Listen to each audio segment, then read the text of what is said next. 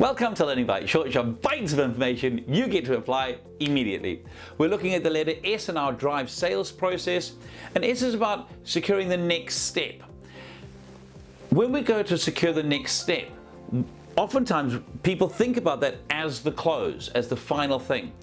Just want to put one thing to rest in that space. When we secure a sale from a customer, when they say yes, they would like something, that's actually the beginning. I don't know why so many people call it a close, because actually for most people, it's the start. It's the start of a relationship. It's the start of the production process. It's the start of having to do a whole lot of work to deliver a product to them. So do watch your mindset around how you see the close. If you see it as just a natural step in the process, it becomes a lot easier internally to just take the next logical step. We often say that the close is the right question at the right time, or an appropriate question at an appropriate time. But oftentimes when you do present your would you like to go ahead question, would you like to go to the next step, people will have an objection. Now, objections are not bad. Objections are actually really good things. You see, an objection is the customer saying to you, I'm not yet fully convinced. But they're giving you the opportunity to come back to them, to explore a little bit deeper. Could you just imagine they went, okay, and you could see that they weren't fully committed, but they weren't prepared to tell you about it. So in the ideal world, and if we've done the beginning part of the sales process really well and managed to explain everything, the customer will just move on to the next step and go, that sounds great, let's go ahead to the next step.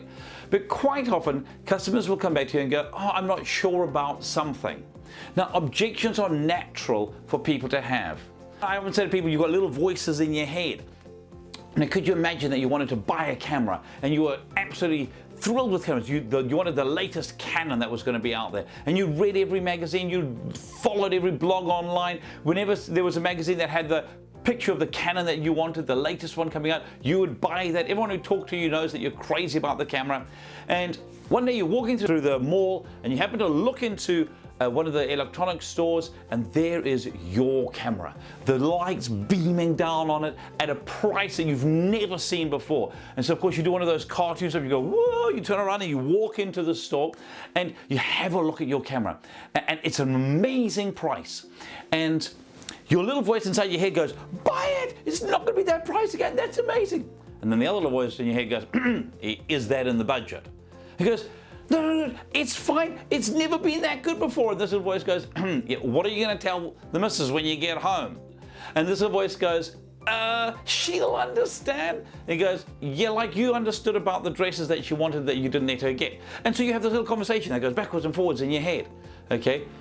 We all naturally have these little conversations trying to sell the idea to ourselves. And then a sales rep will walk up to us and go, hey, what do you think of the camera?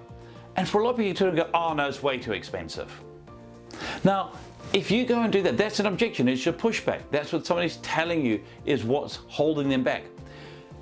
We'll discuss this further next week, but really start to think about how you manage objections, how you manage people giving you information that they would like to go ahead, that they'd like a little bit more information before they're comfortable to move to the next step.